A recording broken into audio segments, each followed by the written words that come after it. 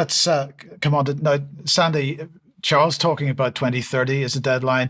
Undoubtedly, what you're about to report here is also related to the year 2030 as well. And later on, we're going to be talking about European defence, and it's also becoming related to 2030. So 2030, massively significant year. But what's been going on in Bristol?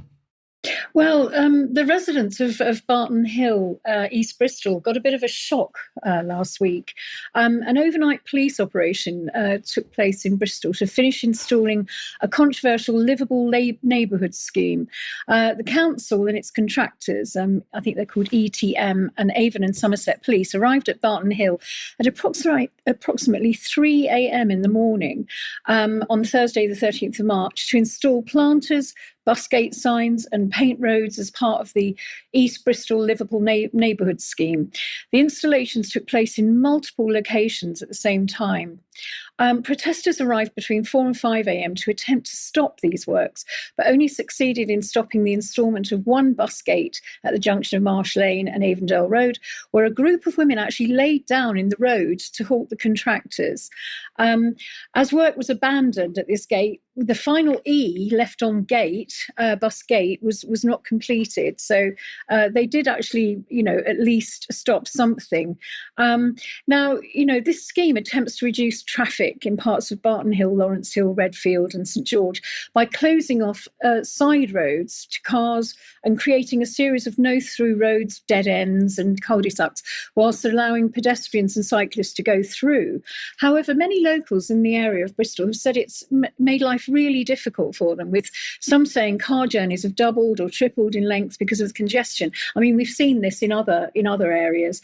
This time, this nightmare, we've seen it in all these other cities. Contractors were supported by 28 Avon and Somerset police officers and a police drone operator team. By morning, planters, road blockages and bus gates were installed across the area, including 2 locations, other locations in East Bristol. Officers and contractors left the scene at around 6 a.m. Now, Avon and Somerset Police confirmed that 28 officers did attend with drone support, and they said that they had they were sort of trying to calm the protesters. They said they'd held back a few demonstrators. Now, there's a cafe owner who said that she was not told about this. She said her business would suffer if the closure of the road happened. And she said that there was nothing about bus gates, nothing about road closures, not a single time did they mention it. Now, the Police and Crime Commissioner for Avon and Somerset Police, Claire Moody, has said she'll look into the heavy police presence at the protest.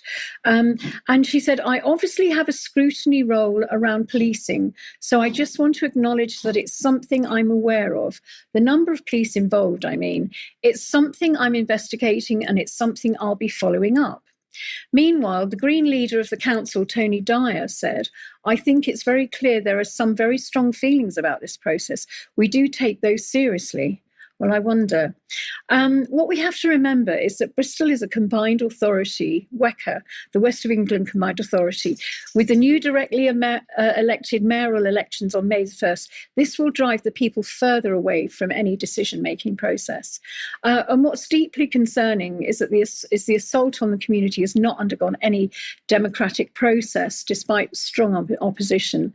This is a classic example of what we can expect when these smart city mayors are in power. The fact that the Police and Crime Commissioner said she will investigate the heavy-handed approach of the police in this incident is ironic. Her position as Police and Crime Commissioner will not exist in the future. According to the Cities and Communities Act of 2016 and the Devolution White Paper of 2025, the powers of the Police and Crime Commissioners will be given over to the mayors for climate and energy in the combined authorities, along with all the powers currently held by Westminster. This begs the question, really, where will this leave the people of the UK with their freedom of movement and rights to go about their business trampled on? It's nothing short of fascism, in my view. Devolution is set to cost the taxpayer over 400 million. So let's look at what the devolution means straight from devolution white paper, and Angela Rayner has quoted, "We will give mayors strong powers over housing, planning, transport, energy, skills and employment, backed up with consolidated funding. Devolution will no longer be agreed at the whim of a minister in Whitehall." And Jim McMahon, he was quoted as saying, "This white paper initiates the biggest transfer of power out of Westminster to English regions this century."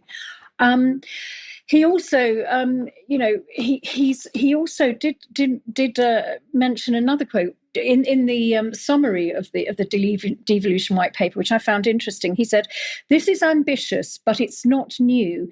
This programme of reform continues the work of the 1997 government's onwards, which saw the formation of the Mayor of London, devolved parliaments of Scotland, Wales and Northern Ireland, and freedoms for local government with the creation of combined authorities, the power of economic, social and environmental well-being."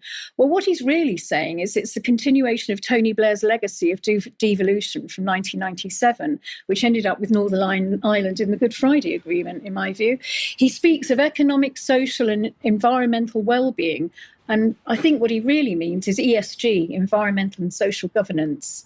So that's my report from Bristol.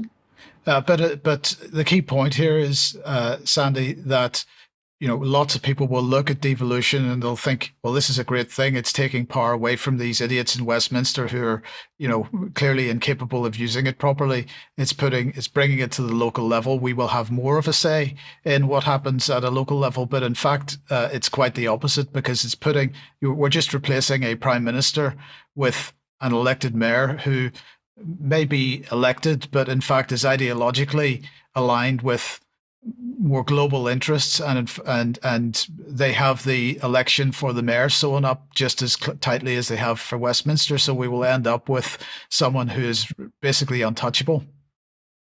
Absolutely. I mean, 100%. It's a Trojan horse to actually remove the powers from Westminster to destroy our representation of government, even if they are. I mean, yes, they're not good, but at least, you do have some sort of say. But with this lot, you won't have any say at all. Yes. Sandy, thank you very much for that. Okay, let's move on. If you like what the UK Column does and you'd like to support us, the place to go is support.ukcolumn.org. There's a link from the front page of the UK Column website, and you can support us by making a donation or joining as a member. And if you do join as a member, that of course entitles you to get access to UK Column News Extra and other material and forums and so on. You can pick something up from the UK Column shop. Or if you buy something using this link from clivedecarl.com, then we will get a small commission from anything from anything that you buy from them. But if you can't do that, please do share the material you find on the UK Column website in particular, and we do provide share links for that. If you can do that, that would be fantastic. Another reminder of UK Column on location. I think there are less than 50 tickets left now, I think something like that at the moment. So if you are able to come along for that, please do. Catherine Gunn, Alex Thompson, Patrick Henningsen, Raja Mia talking at that. But at that, Brian Garish will also be speaking. Now, tomorrow at 1 p.m, then Brian is going to be speaking to filmmaker Chris Burgard, who was present at Capitol Hill on the day that Biden and the media screamed rioters held a dagger to the throat of America and American democracy. Now, his documentaries tell a different story. And if you'd like to know more about that, join us at 1 p.m. tomorrow. The interview that went out at 1 p.m. yesterday, Charles, was with Liz Evans.